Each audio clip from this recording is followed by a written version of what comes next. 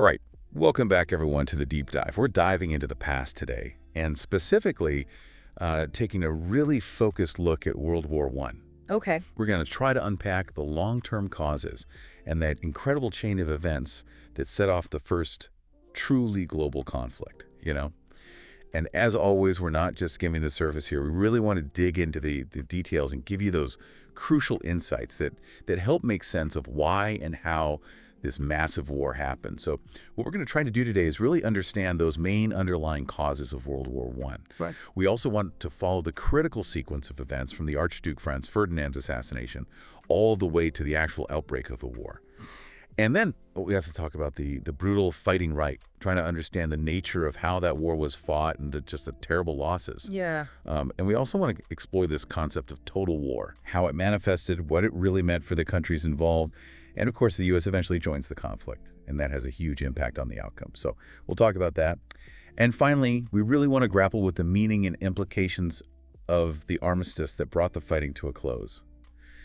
So it's a lot to cover, but I think we can get through it. I think we can. Yeah, I think a good place for us to start really would be to set the stage. To understand the scale of this war, we need to first look at the deep-seated tensions that had been building in Europe for decades, before 1914. Right. And these are the long-term causes that make the continent really ripe for conflict. Yeah, and I think the first major factor that we really need to grapple with is this concept of militarism. Yeah. And, it's not just as simple as countries having big, strong armies. It was a more pervasive idea, particularly in Germany, this real belief that military strength was the key to national prestige and security in the world. And so what you see is this arms race unfolding. You see European powers pouring massive amounts of resources into expanding their armies and their navies, building more ships, producing more weapons. Yeah, and it's interesting, one of the underlying assumptions is that this buildup would guarantee victory in any future war that would come. And so they're constantly trying to one-up each other, amassing more and more weaponry, And it's almost paradoxical because despite this really intense buildup, many of these nations actually possess very similar weapons technology. It wasn't like one country had a revolutionary new weapon. Right. That would just give them this instant decisive advantage. Right. But still, there's this drive to accumulate more and more. It's very strange, isn't it? Yeah, it is. And I think this kind of contributes to a dangerous mindset within these societies. Right. This constant focus on military power, you see these grand parades, this glorification of military service. It all fosters this idea that this built-up strength needed to be tested somehow. Right. And I think there was a growing feeling that war was not just a possibility, but maybe even a necessary way to prove their national superiority. Yeah, like if you invest so heavily in something, Right. there's this almost irresistible urge to see what it can do. And, to really grasp this, it's important for us to remember that many European countries at this time had pre-war conscription. So citizens weren't just civilians. They had designated roles in the military and had undergone training. And so when war actually broke out, they could mobilize these huge numbers of people incredibly quickly. Yeah, and this widespread conscription, kind of feeds into this expectation of a short war. Right. They looked back at relatively brief conflicts in the 19th century, like the Franco-Prussian War, and kind of assumed that the next one would be similar, right? And so, the common saying, "it'll be over by Christmas," really highlights how drastically they underestimated the scale and the nature of what was to come. Right, and that kind of leads us into this second major long-term cause, this alliance system. Right. We touched on this a little bit, but I think it's so important to understand how these really complex networks of treaties ended up transforming what was essentially a very localized dispute into this continent-wide war. Right. And so you have the Triple Alliance, which initially included Germany, Austria-Hungary, and Italy. Now, of course, Italy's allegiance would later shift, as we'll discuss. Right. And then there was the Triple Entente. This was formed in 1907, and it consisted of France, Britain, and Russia. And it's important to understand that these alliances were essentially mutual defense pacts. Right. So an attack on one member was considered an attack on all of them. So what's interesting here is how these agreements broadened the scope of any potential conflict, right? Right. Imagine a disagreement between two people, and suddenly all their friends get pulled in. That's essentially what happened, but on a massive international level. Exactly, yeah. So this relatively small issue could set off this chain reaction. Exactly. And pull in all these major powers. And I think it's almost like these alliances created a sense of obligation for these countries, I think so. almost made them more likely to risk war, knowing that they wouldn't be going it alone. Yeah, I think it definitely reduced the perceived risk for them and significantly increased the potential for escalation. Yeah, absolutely. And the final major long-term cause that we need to understand is imperialism. So this intense competition among the European powers for colonies and resources around the globe really generated a lot of animosity, a lot of friction between them. Yeah, these imperial rivalries fueled this strong sense of national pride and this desire for relative power, right? Right. Each nation kind of aimed to expand its influence, to control more territory, often at the expense of others. And this led to numerous diplomatic crises and a constant state of tension. Yeah, absolutely. And we found this really striking example. There was this German schoolroom poster from the late 19th, early 20th centuries. It was titled Freedom of the Seas, but the subtitle was England is the Bloodsucker of the World. Wow. And I mean, can you imagine the impact of that kind of imagery on young minds as they're growing up? Yeah, and it's fascinating to think about how that kind of nationalist propaganda Right. instilled from such a young age, it cultivated this resentment towards other powers, right? Right. And it created this feeling of being wronged by these other imperial powers, in this case Britain. Yeah. It clearly portrays England as this predatory force exploiting the world. Right. And I think that type of education really created a generation that was predisposed to view other nations, particularly Britain, with suspicion and hostility. Yeah, and it really highlights this anxiety that many nations felt, this idea that they weren't getting their fair share of the global pie, Right. compared to these established powers like Britain. And imperialism created more potential flashpoints for conflict. Oh, absolutely. It wasn't just about Europe anymore. These disputes that were happening in far-off colonies Yeah. could easily escalate tensions back on the continent. Yeah, absolutely. I've seen a German image from around that time that depicts these various countries as combatants, and Russia is this giant menacing mouth. Austria-Hungary is in this defensive stance. Germany is facing threats from both the east and the west, and Britain is shown with these prominent, almost aggressive teeth.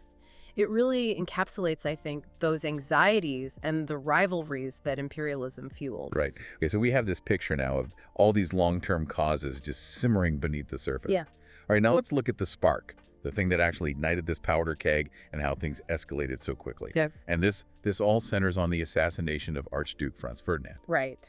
So, I mean, it's amazing to think about how one single act of violence Mhm. could trigger such a massive global conflict. It is amazing. The Archduke Franz Ferdinand was the heir to the Austro-Hungarian Empire. Right. And he was assassinated in Sarajevo on June 28th, 1914 by Gavrilo Princip, a member of the Black Hand, Right. which was this radical Serbian nationalist group. Right. Their goal was basically the dismantling of the Austro-Hungarian Empire and a unification of the South Slavic territories. And, it's important to note that assassinations during this period weren't exactly uncommon in the Balkans. No, they weren't. I mean, it was a region that was just marked by significant political instability and these really strong national sentiments. Yeah. But this time, Austria-Hungary's reaction was decisive. Right. And it was heavily influenced by Germany, Yeah. Kaiser Wilhelm II of Germany famously gave Austria-Hungary this blank check, essentially offering unconditional support for whatever action they chose to take against Serbia. And that really suggests, a very clear inclination towards escalation on Germany's part. Right, yeah. It almost seems like Germany was looking for a reason. Yeah. And so Austria-Hungary, they seized this moment. They presented Serbia with an ultimatum, and by all accounts, this was intentionally extreme. It was. And it was designed to be rejected. Yeah, and what's important is to understand the specific demands of this ultimatum. Right. Austria-Hungary demanded not only the arrest of the assassins, but also significant control over Serbia's internal affairs, including, monitoring Serbian newspapers and military policy. Wow. And most importantly, they insisted that Austro-Hungarian officials be allowed to participate in the investigation Right. on Serbian soil. Wow. These are conditions that no truly independent nation could accept. Right, right. You know? Yeah. And as you said, I mean, it seems like it was almost designed to be rejected. It was. So Serbia does reject the ultimatum, although they did agree to some of the terms. But this rejection then provided Austria-Hungary with the justification that they felt they needed to declare war on Serbia. Yeah, and this is where that domino effect really begins. Right. Austria-Hungary's declaration of war on Serbia on July 28, 1914, set off this chain reaction. You see mobilizations, you see declarations of war, all thanks to that intricate alliance system that we just discussed. Right. And Russia, of course, with its historical ties to Serbia, begins to mobilize its forces in defense of Serbia. Right. And it's important to remember here the breakdown of the Russia-Germany friendship back in 1891. After that point, Russia recognized that if there was a major European war, they would most likely be fighting both Germany and Austria-Hungary, so they had been preparing for a two-front war for over 20 years. Wow. But here's the thing. Russia had only one war plan. Oh, wow. It was this massive, comprehensive mobilization plan designed to deploy forces simultaneously against both Germany and Austria-Hungary. There was no flexibility. There was no option for a partial mobilization or a localized conflict. That's incredible. Yeah. It was really this inflexible military planning that I think was a major catalyst in the escalation of the events. Right. Once that order to mobilize was given, it was an all-or-nothing scenario. They couldn't just mobilize against Austria-Hungary. The plan dictated action on the German front as well, and so this really broadened the scope of the coming conflict. Yeah. Okay, so that brings us to Germany's response. They also had their own long-standing military plan. This was the Schlieffen Plan. And this plan had been in development since 1891. And it was their way of trying to avoid this dreaded two-front war that they had been planning for. Right. The central idea of the Schlieffen Plan was to quickly defeat France in the West. And they were operating under the assumption that Russia's mobilization would be slow due to its vast size and logistical challenges. Once France was neutralized, Germany could then turn their full attention to the east and deal with Russia.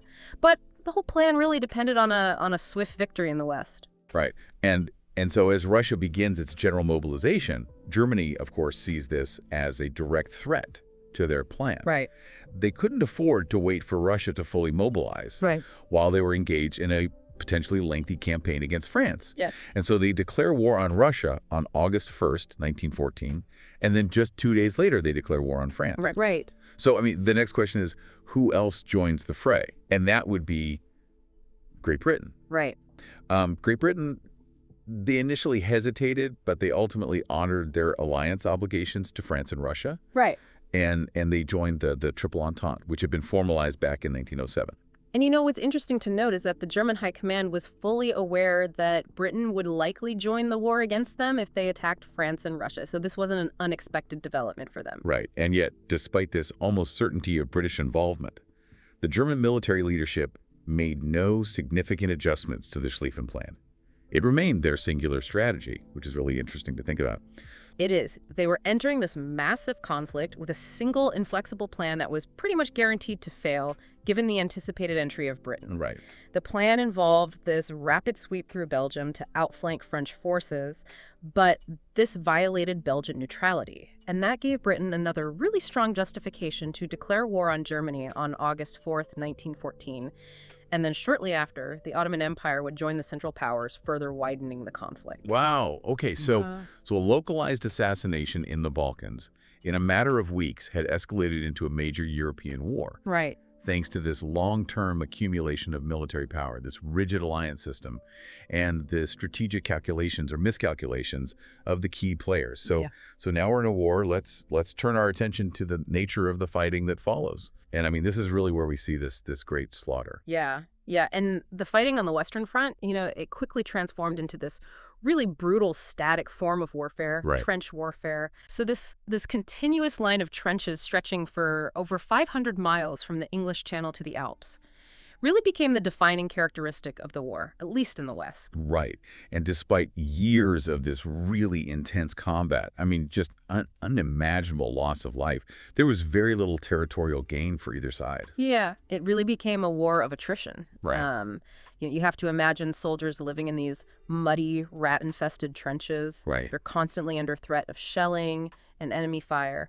When an attack was ordered, it involved charging across this no man's land, Right. which was this deadly expanse of barbed wire and shell craters. And they often did this after an artillery barrage that really had very little effect. And they're essentially running directly into machine gun fire. Right. And, we've seen some of these clips from the 1930 film adaptation of All Quiet on the Western Front.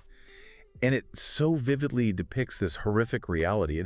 It almost looks simplistic in its depiction, but it really captures just how utterly futile and dangerous these attacks were. Yeah, and what's interesting is the initial lack of significant technological advantage Right. on either side Right. in the early years of the war. Both the Allied and Central Powers had very similar weaponry, so there was no easy way to break this stalemate. Right. And so this directly leads to this war of attrition, where the primary tactic becomes wearing down the enemy through these sustained and just devastating losses. Yeah, and the Battle of the Somme really illustrates this well.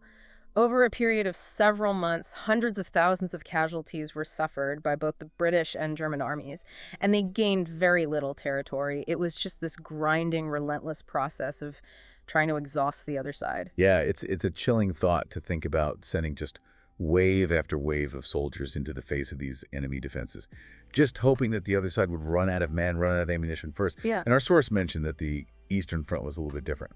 Yeah. Germany did achieve more territorial gains against Russia Right. because they weren't as well equipped. Yeah. But even there, the casualties were just enormous. There they were, and that scale of the losses really underscores the brutal nature of this new kind of industrialized warfare, right? Right. And that brutality was made even worse by the introduction of new weapons and tactics. Absolutely. And I mean, World War I saw the deployment of these technologies that just dramatically increased the killing power of these armies. Yeah.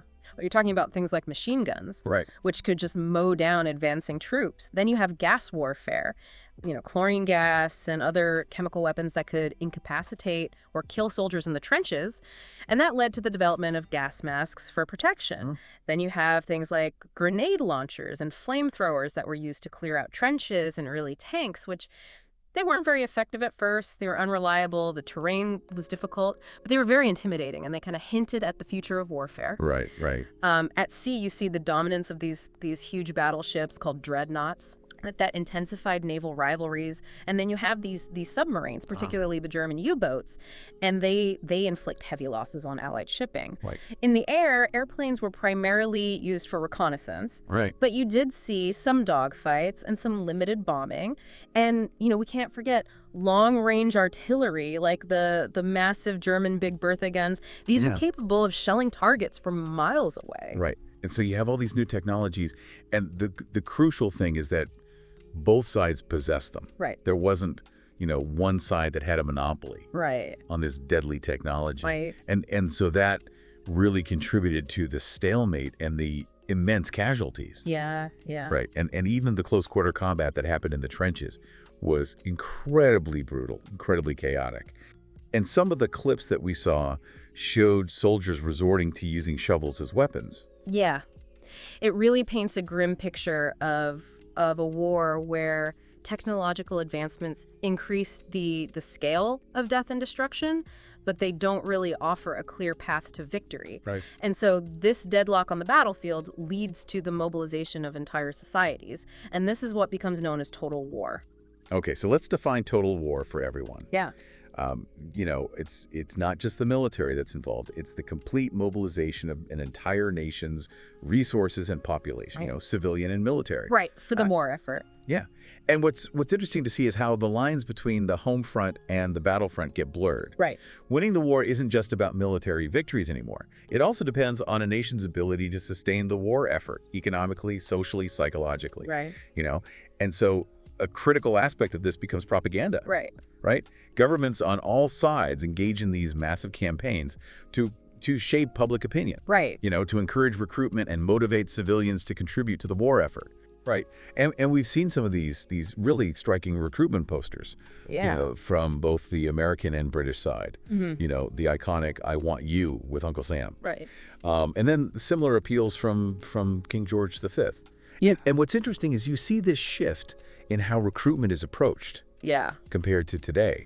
But back then, it really relied heavily on this idea of instilling national pride, the sense of duty, and even employing guilt-tripping tactics. And, some of the sources pointed out these really, really striking examples, like this "I want you for the Navy" poster. It's almost seductive in its imagery. Yeah. And then you have these more emotionally charged ones, like the poster that asks, "Daddy, what did you do in the Great War?" Clearly designed to shame men into enlisting. Wow. And then there's some really bizarre and unsettling posters, like one suggesting that you could get a fern basket made from a killed German soldier's helmet. Yeah, it's really disturbing. And all of this kind of illustrates the intensity and the often disturbing nature of wartime propaganda. Right. The goal was to forge this unified national will. Right. And to demonize the enemy. Right. In the eyes of the public. Right. And I think what's really crucial to understand about total war is the suppression of individual opinion. Right.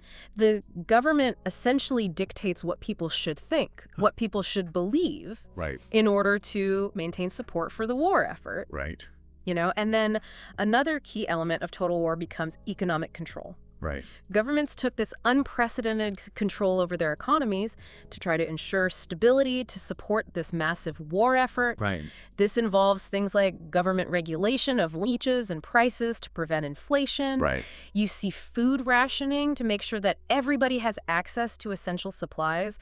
So you see restrictions placed on key resources like meat, cheese, fats, Right. Civilians are encouraged to cultivate these victory gardens, to raise animals to kind of supplement the national food supply. Right. And we saw some really fascinating American food propaganda posters. Yeah. One that encouraged people to eat more cottage cheese, to save other vital resources for the troops. Right. Another used this really dramatic imagery of battlefield deaths and starvation in Europe to discourage any food waste at home. Even children were targeted with messages urging them to eat specific foods to save wheat for the soldiers.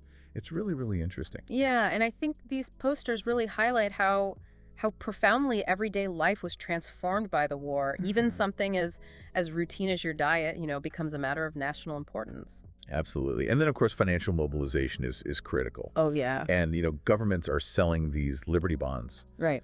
directly to citizens to finance the war effort, appealing directly to their patriotic sentiments. Right. And again, we saw these powerful Liberty Bond posters depicting the crushing of Kaiser Wilhelm II, this idea of, turning your silver into bullets. Right.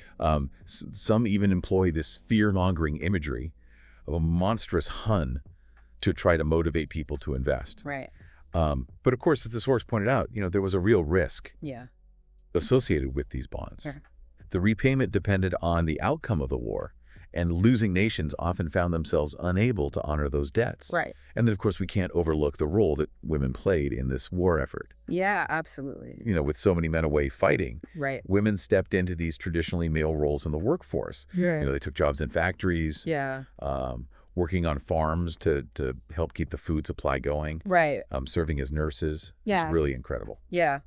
And, ultimately, the impact of total war on civilian populations was immense. I mean, the breakdown of German society due to widespread starvation, that was one of the key factors in bringing an end to the war. Wow. And that really underscores just how significant this full mobilization of the population had become. Right. Okay.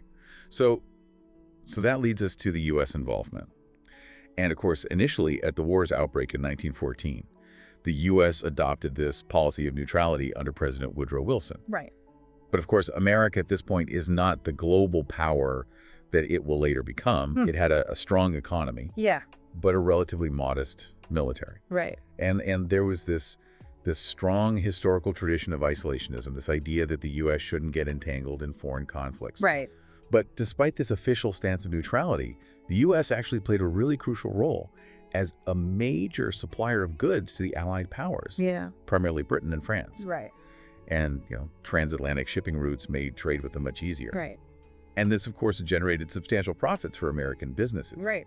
So it wasn't a completely neutral act. No, it wasn't. And Germany was not happy about this flow of resources. Well, it's not. to their enemies. And that's where German U-boat warfare becomes critical. Right.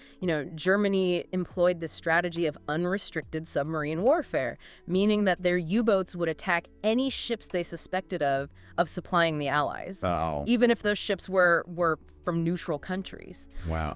And their objective, of course, was to disrupt these supply lines to Britain and France. Right. And this leads to several significant incidents. Right. Most notably, the sinking of the Lusitania in May 1915. Right. This British passenger liner was torpedoed by a German U-boat, Right.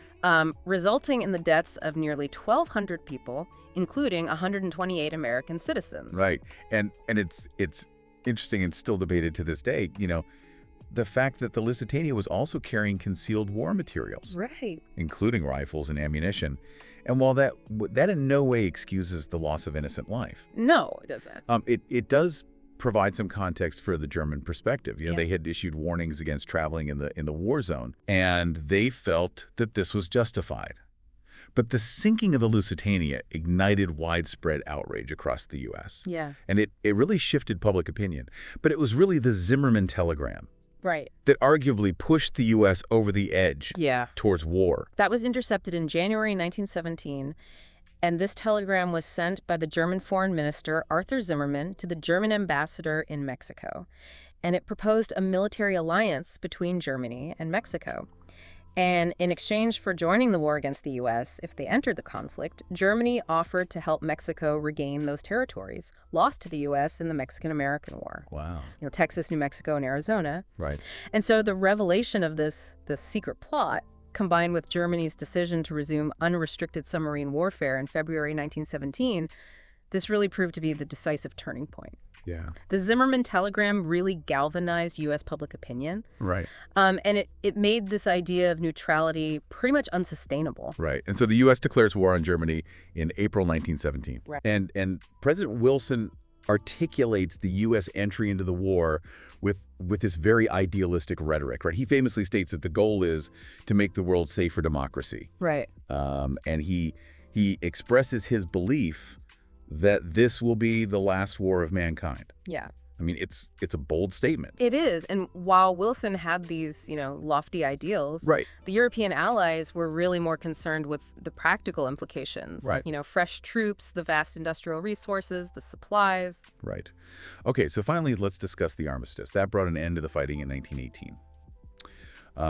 So the war officially concludes with an armistice on November 11th, 1918 at 11:00 a.m. But it's crucial to understand that an armistice is basically an agreement to cease fighting. It's not a formal surrender. Right. Both sides agree to stop hostilities, but it doesn't necessarily mean that one side has defeated the other. Right. But while it wasn't a surrender in name, the armistice was sought by the Central Powers. Right. Germany, Austria-Hungary, and the Ottoman Empire. They were on the brink of collapse. Yeah. Due to these internal pressures, Yeah. their resources were depleted. They had these military setbacks, and the Allied powers, in contrast, were in a much stronger position. Right. And one of the key conditions that the Allies demanded for the armistice was the abdication of Kaiser Wilhelm II. Right. And so this led to the emergence of a new German government, Yeah. which then signed the armistice agreement. Yeah. But here's where it gets complex, Okay. and it has these really lasting implications. Right. This armistice agreement actually contributed to a post-war narrative in Germany that was later exploited by Hitler and other nationalist groups. Right. That the German army hadn't actually been defeated on the battlefield, but instead had been betrayed by the civilian government who had signed the armistice. And this stab in the back myth, as it's called, Right. gained traction because no major fighting had actually taken place on German soil. Right. So this absence of direct invasion really fueled this sense of grievance and resentment. Right. That would have significant consequences later on. Right. And it's important to contrast the armistice with the treaty. Welcome to the Deep Dive. We are diving into the aftermath of World War I today. Oh, this is going to be good. It really is. Yeah. You've sent in some incredible material, and I have to say, I was just floored by how much is here. Really focusing on Versailles and the goals that were clashing there at the peace conference. Right. And then, of course, what was happening in Russia during the war. Right. So much to untangle. Yeah. Let's see if we can do it. It's going to be a wild ride, that's for sure.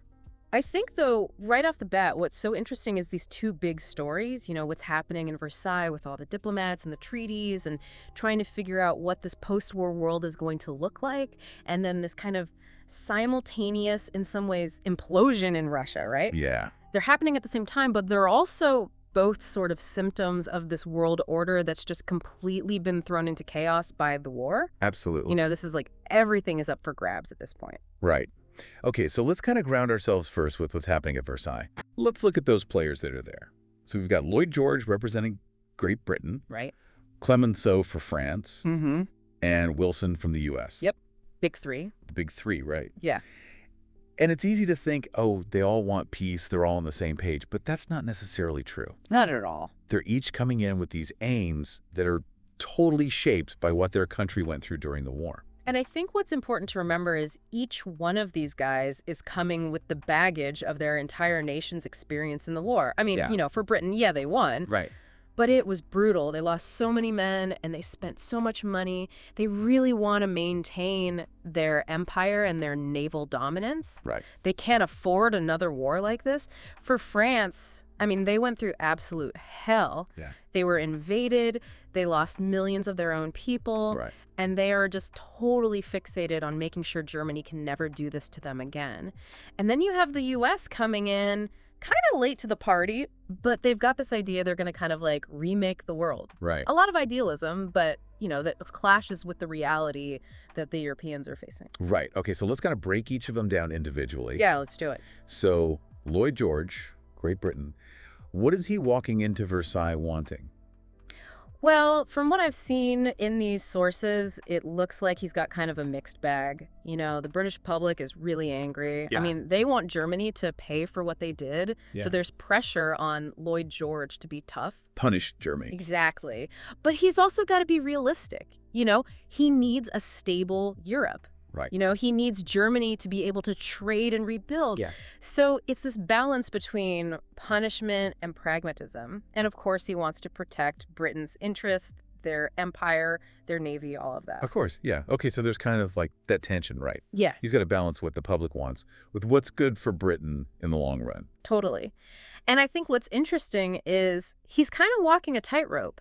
Because if he's too soft on Germany, he'll lose support at home. Right. But if he's too harsh, he risks destabilizing Europe even more. Yeah. And then we have Clemenceau for France, right? Oh, Clemenceau. Yeah. The tiger. Yeah. This is a guy who's seen it all. Yeah. I mean, France was absolutely devastated by the war. Right. They lost so much, and he's not going to let Germany off easy. Wow. He's got one main priority, which is making sure Germany can never threaten France again. Right. So he wants them disarmed. He wants them to pay reparations. He wants them weakened. Totally. He's not interested in Wilson's idealism. He's seen what happens when you trust Germany. Right. There's this great story, actually, about Clemenceau's reaction to Wilson's 14 points. Yeah. No, tell it. So Wilson comes in with this big idealistic plan for world peace, the 14 points. Right. And Clemenceau just kind of scoffs and says, well, even God only needed 10 commandments. So you can see right there's a huge clash of worldviews. Huge, yeah. Clemenceau is a pragmatist.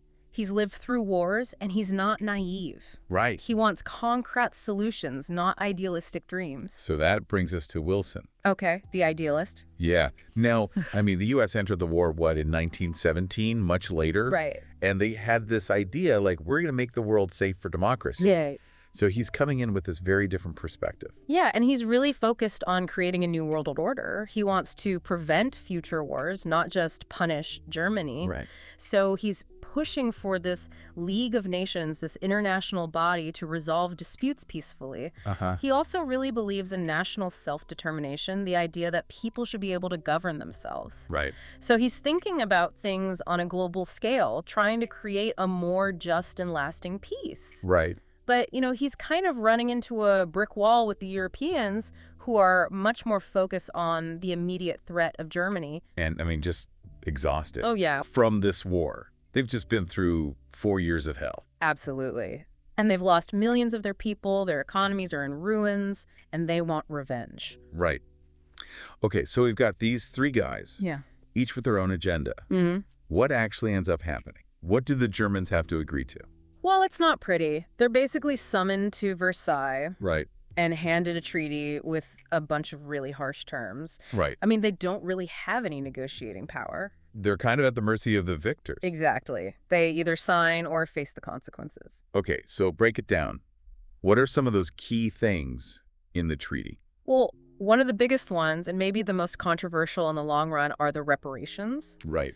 Germany's basically forced to pay this massive amount of money to the Allies, something like $33 billion. Oh, wow. Yeah, and that's in gold. That's huge. It's meant to cover the costs of the war, but it cripples the German economy. And, I mean, they're still paying it, I think, until pretty recently. Yeah, like 2010 or something. It's incredible how long that shadow lasts. It really is. And, a lot of historians argue that these reparations actually contributed to the rise of extremism in Germany. Right. Because it just created so much resentment and economic hardship. Yeah, it's easy to see how that could happen. Right. People are struggling, they're angry, and they're looking for someone to blame. Okay, so what else is in the treaty? So on top of the reparations, there are also these really severe military restrictions. Okay. Germany's army is basically gutted. They're limited to a tiny force of like 100,000 men. Oh, wow. Yeah, and they're not allowed to have tanks, heavy artillery, or a real air force. The Allies are determined to make sure they can't pose a threat again. Right. I mean, they had, what, like 9 million soldiers at the start of the war? Yeah, something like that. It's a massive reduction. So they're going from this military superpower to being basically defenseless. Yeah, and that's not even mentioning the territorial losses. Oh, right. Yeah. They lose all their colonies, and even parts of Germany itself are given to other countries. Right. This is a huge blow to their pride and their sense of national identity. Yeah, you can imagine how humiliating that must have been. Totally. It's like being stripped of everything that made you who you are. Okay, so we're seeing the collapse of the German Empire, but it's not just Germany. Oh, no. Our sources point to a whole bunch of empires that crumble after the war. Yeah, this is really a period of massive upheaval. World War I kind of broke the old world order. Right. So you have empires like the Austro-Hungarian Empire. It just falls apart completely. Right. And then the Ottoman Empire is also on its way out. Right. And of course, Russia is going through this whole revolutionary transformation. It's really the end of an era. So much change all at once. Right. It's like the whole map of Europe is being redrawn. Right. And in the midst of all this, new countries are emerging. Yeah, and they're popping up all over the place. Like, for example, you've got Czechoslovakia, Right. formed from parts of what used to be the Austro-Hungarian Empire, and Austria itself becomes a separate republic. Right. Poland is back on the map after being wiped out for over a century. And then there's Yugoslavia, which is this new kingdom created by uniting a bunch of Slavic peoples. It's so interesting, one of our sources refers to it as the country given to Serbia after World War I. Right, because Serbia was really the driving force behind its creation. Yeah. And you can't forget the Baltic states, Estonia, Latvia, Lithuania, they finally break free from Russia. Yeah. So it's this crazy mix of new nations, all trying to figure out their place in this new world order. And a lot of them are based on this idea of national self-determination that Wilson was pushing for. Right. I mean, in theory, it sounds great, right? Let people govern themselves. Yeah. But in practice, it's messy. Oh, yeah. You're trying to draw borders based on ethnicity and language, which is never going to be perfect. Right. And you end up with all these new minority problems and border disputes. It's this really ambitious, but also kind of audacious attempt to remake the world. Yeah, it's mind-blowing to think about a handful of people just sitting there redrawing the map of Europe. I know, right? It's almost like they're playing God. Okay, so let's shift gears for a second and talk about Russia. Okay, yeah. Because while all of this is happening in Versailles, Russia is going through its own massive upheaval. Oh, yeah. It's a powder keg ready to explode. And it seems like World War I was really the catalyst. Totally. I mean, Russia had problems before the war. Right. But the war just magnified them. Like, they were way behind industrially compared to other European powers. Right. They were trying to catch up, but they just weren't there yet. And that made it really hard to fight a modern war. Yeah. I mean, one of our sources mentions Nicholas's efforts to industrialize, but clearly it wasn't enough. Not even close. And then militarily, they just weren't prepared for a war of this scale. They were still using outdated tactics, and their equipment was often inferior. So they were suffering massive casualties, and they were losing a lot of ground, especially against the Germans on the Eastern Front. Right. And it's not just the material stuff. There's this real lack of flexibility, too. Okay. Like, they're sticking to this rigid war plan, Yeah. even when it's clearly not working. Yeah. And that's costing them dearly. Okay, so the war's going badly for them, and then there's the economic situation. Oh, yeah. The economy is a disaster. Yeah. I mean, the war just drained all their resources, and people are starving. Right. There are food shortages, prices are skyrocketing, Right. and people are just desperate. I mean, there's that image of the bread riots in Petrograd, Right. led by women. I know. Just like that image of desperation is so powerful.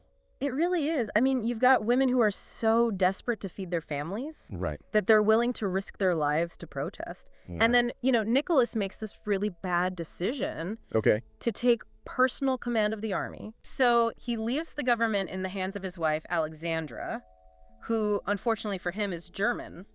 Right, which during a war with Germany, This is a huge PR disaster. yeah, I mean, people already don't trust her. Right, exactly. They see her as a foreigner. Exactly. And so it just looks like he's completely out of touch. Yeah. He's off fighting a war while people are starving at home. Right. And his German wife is running the show. Yeah. It's not a good look. No, not at all. And then to make matters worse, there's this whole Rasputin thing. I Right. mean, this guy is basically a mystic, a self-proclaimed holy man. Right. And he somehow has this incredible influence over the royal family. Yeah, because he can supposedly heal their son, Alexei, who has hemophilia. Right. But Rasputin's also this kind of scandalous figure. Oh, totally. I mean, there are all these rumors about him, orgies, black magic. Right. And it just adds to this sense that the whole royal court is corrupt and decadent. Yeah. Even his assassination, which is this crazy story in itself, just makes things worse. Because it shows how dysfunctional the government is. Exactly. Okay, so we have all these factors, the Right. war, the economy, Rasputin. Mm-hmm. How does Nicholas actually lose power? Well, it all comes to a head in February 1917. Okay. The protests in Petrograd are getting bigger and more violent. Right. And Nicholas orders the troops to fire on the crowds. Oh, no. But the soldiers refuse. Wow. I mean, they're just done. They've seen enough. Right. And that's the moment when Nicholas realizes it's over. Yeah. He's lost the support of the army, and without that, he has nothing. So he abdicates. Exactly. He's Yeah. forced to step down, ending centuries of Romanov rule. Wow. And that's really the beginning of the Russian Revolution. It's incredible how all these threads come together. I know, right? World War I is like this giant domino effect. Yeah. It topples empires, it creates new nations, it leads to revolutions. And it really sets the stage for so much of what happens in the 20th century. Absolutely. I mean, you can draw a straight line from Versailles to World War II, Yeah. and the Russian Revolution has this huge ripple effect on global politics. Right. It's like this period of history where everything is changing so rapidly. It's amazing, and it really makes you think, what if things had gone differently? Yeah. It's a good question. Like, could the Treaty of Versailles have been structured in a way that didn't create so much resentment? Right. Or what if Nicholas had been a more effective leader? Or what if Rasputin had never entered the picture? Yeah. I mean, it's impossible to know for sure, Right. but it's fascinating to think about. It really is. Well, this has been an incredible deep dive. Yeah, it's been a whirlwind, We've just scratched the surface of this period. for sure. But hopefully it's given you a better understanding of just how tumultuous and consequential the end of World War I really was. Totally, and I think it raises some really important questions about how we deal with conflict and the long-term consequences of our decisions. Exactly. Yeah. So what are your thoughts? What stood out to you most? What questions are still lingering in your mind? This is just the beginning of a much larger story, and we encourage you to keep exploring it. Yeah, keep digging. There's so much more to discover. Thanks for joining us on the Deep Dive. See you next time. Okay, so Russia in early 1917. I mean, wow, just looking at all this material you sent in, it paints a pretty stark picture. Like, everything's coming apart at the seams, right? The monarchy is on its last legs. The war is a complete disaster. People are starving in the streets. It really is a powder keg waiting to explode. And it finally does, right? March 1917, or February if we're going by the old Russian calendar. Right, February for them. And boom, Tsar Nicholas II abdicates, throws in the towel. So what happens next? Because As your research shows, it's not like everything magically calms down. Far from it. You get this power vacuum, right? And nature abhors a vacuum, so it gets filled. But not just by one group. You have these two powerful forces that emerge, both vying for control. It's like a political tug of war, with the future of Russia hanging in the balance. And those two forces are, well, the names are pretty familiar to anyone who's even glanced at Russian history, right? The Provisional Government and the Petrograd Soviet. Exactly. And their rivalry, their clashing visions for Russia, it's not just a historical footnote, it's a story that, in many ways, still speaks to us today. It shows how, in moments of upheaval, when the old order collapses, you get these competing ideas about what should come next. Okay, so let's unpack this. And I gotta say, the sources you dug up are incredible. You've got firsthand accounts, political analyses from the time, even some modern takes on the whole thing. Yeah. Real treasure trove. I tried to get a good mix, to show how these events were seen both then and now. Yeah, absolutely. And it's clear from all of this that there was no easy answer, no clear path forward.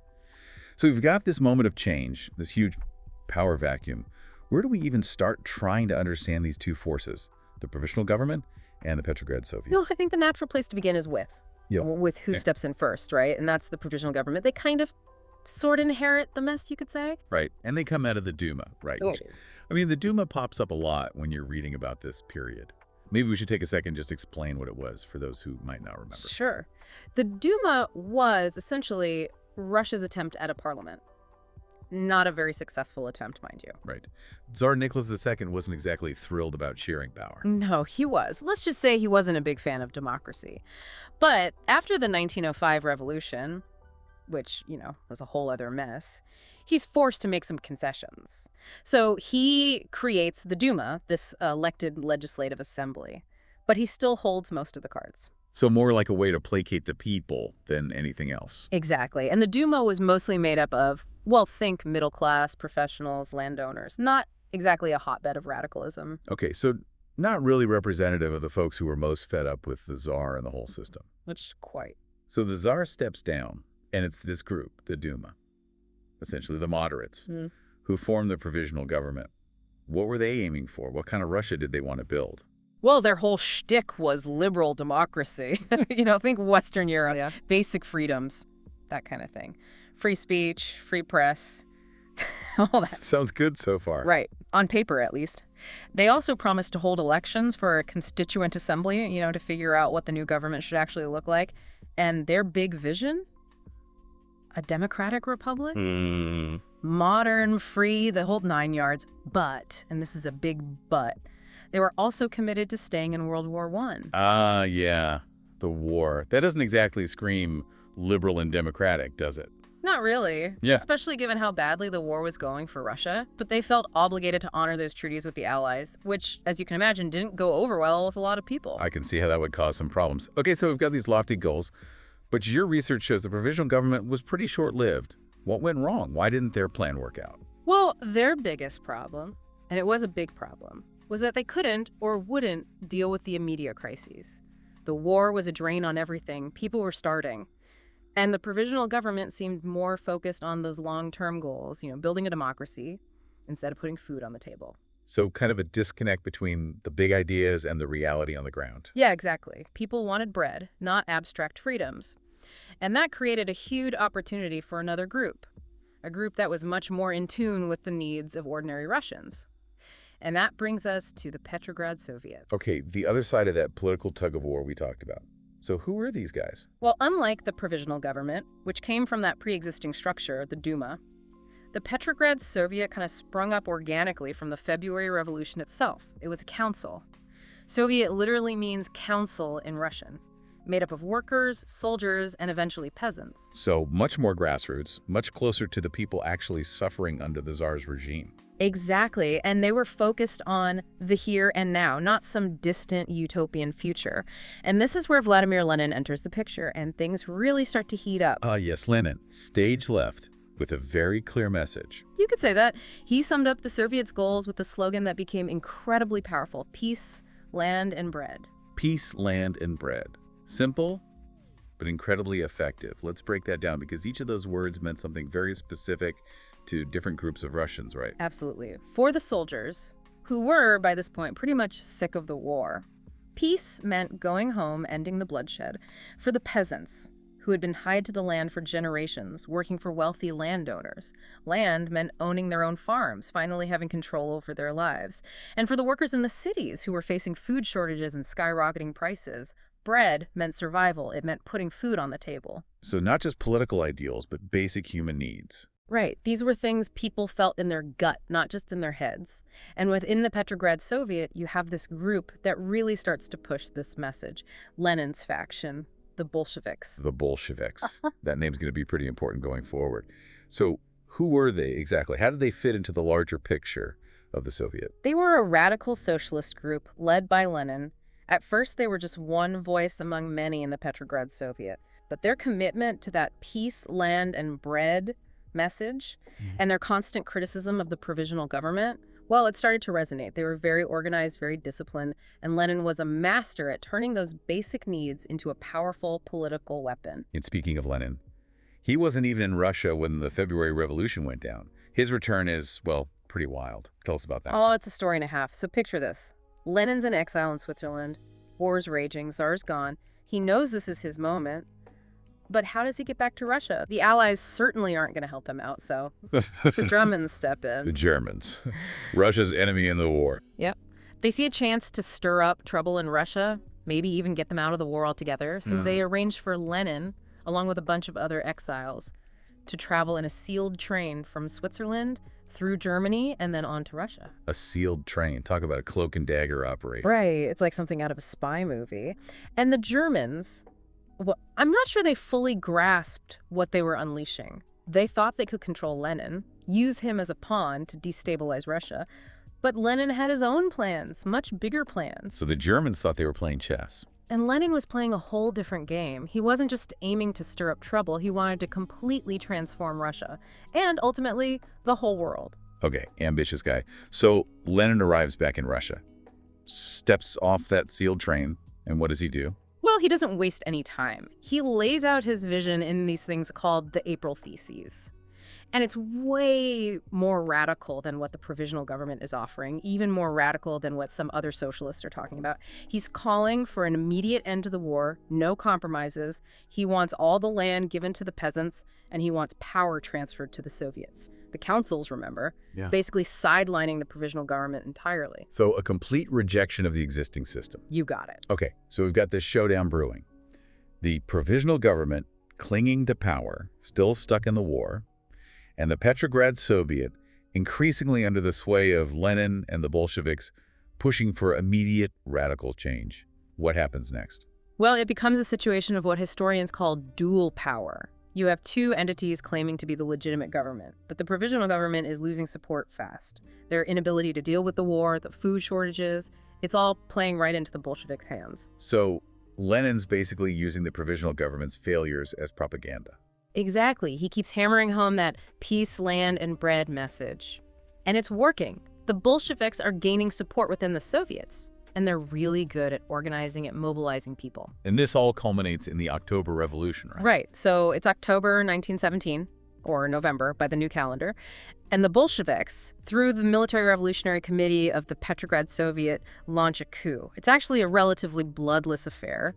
They seize key buildings, communication centers, and the provisional government. Well, they really don't put up much of a fight. They've lost the support of the people, the army. They're basically done. What happens to the leaders of the provisional government? Are they arrested, executed? What's their fate? A lot of them are arrested, yeah. Alexander Kerensky, the prime minister, he manages to escape. Tries to rally opposition to the Bolsheviks, but it doesn't go anywhere. He eventually ends up in exile, dies years later in the United States. So, end of the provisional government, Bolsheviks in control. And this really is the start of something completely new in Russia, right? It leads directly to the creation of the Soviet Union. It does. The Bolsheviks consolidate their power, start putting their ideas into practice, and in 1922, the USSR is formally established, the Union of Soviet Socialist Republics. And amidst all this, there's the fate of the Tsar and his family. A pretty dark chapter, to say the least. What was the Bolsheviks thinking behind executing the entire Romanov family? Well, they saw the Romanovs as a symbol of everything they were fighting against, right? The old oppressive regime. And they were worried that the Tsar, even in prison, could be a rallying point for counter-revolutionaries. Remember, there's a civil war going on. Things are incredibly chaotic. So in July 1918, they execute the Tsar, his wife, their children, the whole family. A brutal end to a dynasty. So looking back at all this, it's just amazing how quickly things changed in Russia. And your research really highlights that interplay of social forces, the power of ideas, and just how much individuals like Lenin can shape history. It's really a case study in how revolutions happen. The provisional government, Hmm. they had good intentions, I think, but they were out of touch with what people needed. And Lenin, he was a master at exploiting that, at channeling those grievances into a movement. Peace, land, and bread.